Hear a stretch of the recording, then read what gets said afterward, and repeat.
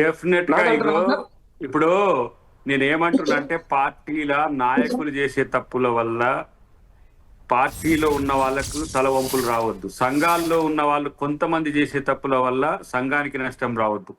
ఇలా నేనేమంటున్నా అంటే ఇది అందరం కలిసి కూర్చొని పరిష్కరించాల్సిన సమస్య ఇది. ఇలా అధికారంలో బీజేపీ ఉంది, మేమున్నాం, విపక్షంలో బీఆర్ఎస్ ఉండొచ్చు కాక. బాధ్యతతో ఉండకపోతే సమస్య ఏమైతుంది? కార్మికులు చచ్చిపోతే మనం ఇప్పుడు చెప్పుకొని ఒకరి మీద ఒకరు అనుకోవచ్చు కళ్యాణ్ గారు, ప్రాణాలు రావు కదా. పైసలు ఏంది సార్, ₹1 అంటే ఇద్దాము, 2 కోట్లు అంటే ఇద్దాము, డిమాండ్ చేయండి, ప్రాణాలు రావు కదా. ఇది కదా అసలు ఆవేశానికి కారణం ఏంది మీకు అర్థం చేసుకోండి.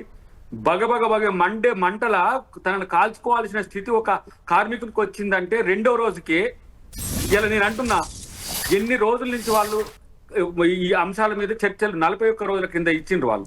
దాంట్లో 29 అంశాల మీద మనం ఒప్పుకుంటే విలీనం అనే దాని విషయంలో డెఫినెట్ గా ఒక అడుగు ముందుకేయాల్సిన అవసరం ఉంది. మా ఎలక్షన్ వాగ్దానమే, లేకపోతే మమ్మల్ని నిలదీస్తారు, అవసరమైతే మమ్మల్ని ప్రజాక్షేత్రం నిలబెడతారు, అది ఎవడు కాదంటాడు.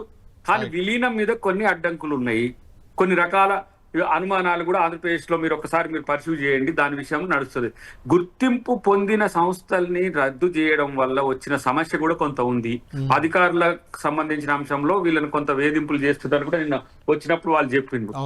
సంఘాలు ఉంటే వాళ్ళకు కొంచెం భయపడతారు. సమ్మె విరమణ జరిగే అవకాశం ఉందా ఈ రోజు? ఈ రోజు రేపటి వరకు అయిపోతుంది. కానీ నేనేమంటున్నా, కొంతమంది అంటే సూచన ప్రాయంగా చెప్తా కళ్యాణ్ గారు, చెప్పండి ఫైనల్ గా కంక్లూడ్ చేయండి. ప్రకాష్ రెడ్డి గారు చెప్పండి.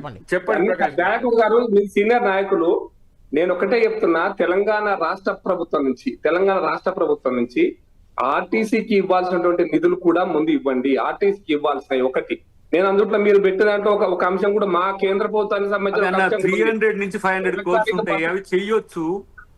300 to 500 కోర్స్ వాళ్ళ డిమాండ్లు, ఎకనామిక్ డిమాండ్ కూడా. ఇంకోటి ఎలక్ట్రానిక్ బస్సు డిమాండ్ కూడా ఒకటి ఉంది. నేను అనుకోతే చెప్తాను, నేను ఆర్టీసీ ఇది ఇట్లా ఉండాలి అట్లా ఉండాలి అని చెప్పట్లే. మీరు ఆ ఎలక్ట్రానిక్ బస్సుల విషయంలో కూడా మారుతున్న పరిస్థితులకు అనుగుణంగా ఆర్టీసీ కూడా మారాల్సిందే. నేను మళ్ళీ చెప్తాను, దయాకర్ అన్న మీరు మళ్ళీ మీరు నేను చాలా సార్లు డిబేట్లలో చాలా మంచి డిబేట్ జరుగుతున్నప్పుడు ఒక పాయింట్ చెప్పినాను. మీరు కూడా